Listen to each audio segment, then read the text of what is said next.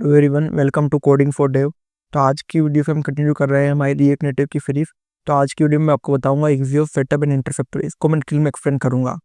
तो जो एक्सियो setup interceptor है वो पावरफुल वे है एचटीटीपी रिक्वेस्ट करने के लिए रिएक्ट और रिएक्ट नेटिव एप्स में। तो पहले जानते हैं व्हाट इज एक्सियो। तो एक्सियो एक पॉपुलर जावास्क्रिप्ट लाइब्रेरी है जो हम एचटीटीपी रिक्वेस्ट करने के लिए यूज करते हैं। ये रेपर होता है अराउंड नेटिव फेच एपीआई, जो हमको ऑफर करता है powerful feature out of the box. अगर हमको क्यों एक्सिस्ट को यूज करना चाहिए इंस्टेड ऑफ फेच, तो अगर आपको ऑटोमेटिक जेसन पासिंग करनी है तो आपको एक्सिस्ट को यूज करना चाहिए। इंटरसेप्टर करना है तो आपको एक्सिस्ट को यूज करना चाहिए। कैंसिल रिक्वेस्ट करनी है तो एक्सिस्ट का यूज करना चाहिए। टाइम आउट सपोर्ट करना है तो एक्सिस्ट को यूज करना चाहिए। अगर आपको रिक्वेस्ट रिस्पॉन्स कॉन्फ़िगरेशन को सिंपल रखना है तो आपको एक्सिस्ट का यूज करना चाहिए। आपको एरर हैंडलिंग ईजी करनी है तो आपको एक्सिस्ट का यूज करना चाहिए। तो इसको इंस्टॉल करने के लिए आपको इसकी npm इंस्टॉल करके एक्सिस्ट लाइब्रेरी को इंस्टॉल करना है। और अगर आप रिएक्ट नेटिव में यूज कर रहे हो तो आप रिएक्ट नेटिव एक्सिस्ट को भी यूज कर सकते हो डिबगिंग टूल्स के लिए। एक्सियो बेसिक सेटअप क्या है कि अगर आपको एक्सियो को इंपोर्ट करना है, आपको एक्सियो डॉट क्रिएट करके बेस यूआरएल देना है। टाइम आउट दे सकते हैं, यहाँ पे हेडर पास कर सकते हो।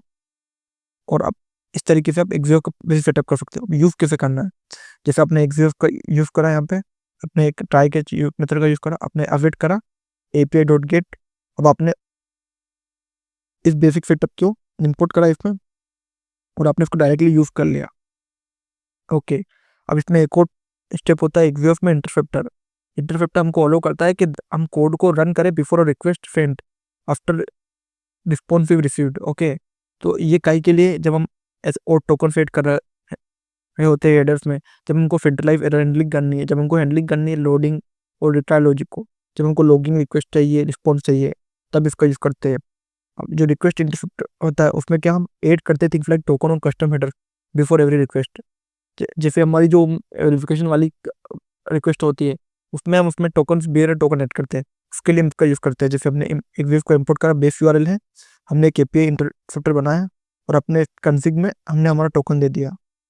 ओके, तो हमारी जो रिक्वेस्ट जाएगी उसमें टोकन जरूरी होता है कुछ, और सिक्योर एपीआई में, तो इसके लिए हम इसका यूज करते हैं। अब बात करते हैं रिस्पॉन्स इंटरसेप्टर, जो हैंडल करता है एरर टोकन रिफ्रेश। जो हमारे रिक्वेस्ट खत्म होने के बाद अगर कुछ एरर आए उसको भी हम इंटरसेप्टर की मदद से कर सकते हैं।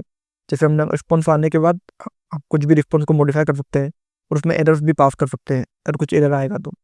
फुल एग्जांपल बताऊं इंटरसेप्टर का, तो हमने इसमें दोनों का यूज करा है। हमने टोकन भी एड करा है और हमने 401 हैंडल भी हेडर करा है। ओके, अब बात करते हैं मेकिंग रिक्वेस्ट। अब रिक्वेस्ट कैसे मेक कर सकते हो, वही डायरेक्टली आपने जो इंटरसेप्टर का जो कोड रहेगा, आपको एक लॉगिन रिक्वेस्ट बना लेनी है एपीआई डॉट पोस्ट, उसकी डायरेक्टली लॉगिन ईमेल पासवर्ड और डायरेक्टली आपको डाटा रिफंड कर देना। इसमें फेच एपीआई जितना वो नहीं है आपका फिनटेक्स, इसका फिनटेक्स बहुत ज़्यादा ईजी है। ओके, तो इसकी मदद से हम बेस्ट प्रैक्टिसेस का यूज़ करते हैं। इसमें हमको सेंट्रलाइज एग्जिस्ट करना होता है जो हमारे कोड को ड्राई और ईजियर टू मेंटेन करता है। और इसमें हम यूज इंटरसेप्टर यूज करते हैं फॉर टोकन, जो इंश्योर करता है कंसिस्टेंट और टोकन इन एवरी रिक्वेस्ट।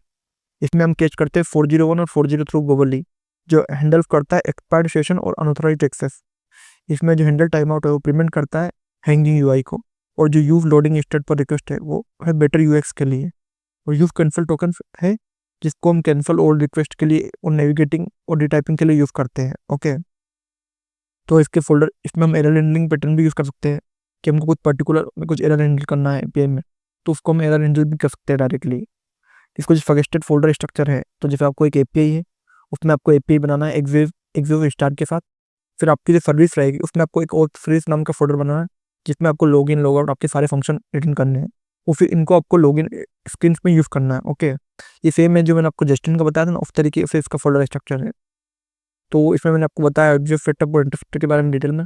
अगर आपको इस रिलेटेड कुछ भी डाउट है तो आप कमेंट कर सकते हो। और इसी तरह के और वीडियो देखने के लिए कोडिंग फॉर डेव को सब्सक्राइब करो। Thank you for watching.